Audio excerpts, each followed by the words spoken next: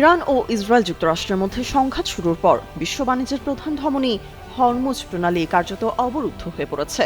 এই যুদ্ধের প্রভাবে পারস্য উপসাগরীয় দেশগুলো থেকে তেল ও গ্যাস সরবরাহ এখন চরম অনিশ্চয়তার মুখে, ফলে এশীয় শোধনাগারগুলো তাদের আমদানির উৎস বদলে বর্তমানে যুক্তরাষ্ট্র থেকে জ্বালানি সংগ্রহ শুরু করেছে। এই বিশাল পণ্য পরিবহনের জন্য এখন আটলান্টিক ও প্রশান্ত মহাসাগরকে যুক্ত করা পানামা খালি হয়ে উঠেছে একমাত্র ভরসা।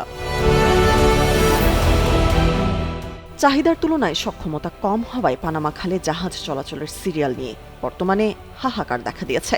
সম্প্রতি একটি এলএনজি জাহাজ জট এড়াতে এবং দ্রুত পার হওয়ার সুযোগ পেতে $40 লাখ দিয়ে সিরিয়াল কিনেছে। সাধারণ সময়ে এই খাল পার হতে 5 দিন সময় লাগলেও বর্তমানে যুদ্ধের প্রভাবে জাহাজগুলোর দীর্ঘ লাইন তৈরি হয়েছে। জরুরি সরবরাহ নিশ্চিত করতে কোম্পানিগুলো এমন আকাশচুম্বী অর্থ ব্যয় করতে বাধ্য হচ্ছে, যা বিশ্ববাজারে জ্বালানির দামে বড় ধরনের অস্থিরতা তৈরি করছে।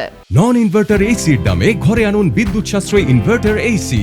এখন 1.5 টন মাই ওয়ান ইনভার্টার এসি মাত্র 48,900 টাকা পাওয়া যাচ্ছে মিনিস্টার শোরুমে।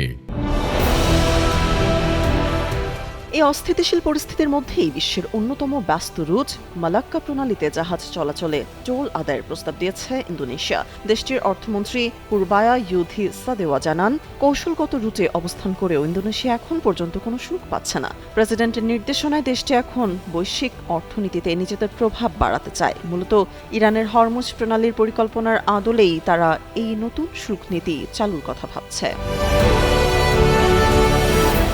তবে ইন্দোনেশিয়ার এই পরিকল্পনার তীব্র বিরোধিতা করেছে প্রতিবেশী সিঙ্গাপুর ও মালয়েশিয়া। সিঙ্গাপুরের পররাষ্ট্রমন্ত্রী ভিভিয়ান বালাক্রিশান স্পষ্ট করেছেন যে আন্তর্জাতিক সমুদ্র আইন অনুযায়ী এই নৌপথ সবার জন্য উন্মুক্ত এবং এখানে চলাচলের জন্য টোল আদায়ের কোনো সুযোগ নেই। একইভাবে মালয়েশিয়ার প্রধানমন্ত্রী অ্যান্থনি লোকো নৌ চলাচলের স্বাধীনতা বজায় রাখার অঙ্গীকার ব্যক্ত করেছেন। ফলে 3 দেশের ঐকমত্য ছাড়া এমন সিদ্ধান্ত কার্যকর করা এখন বড় চ্যালেঞ্জ হয়ে দাঁড়িয়েছে।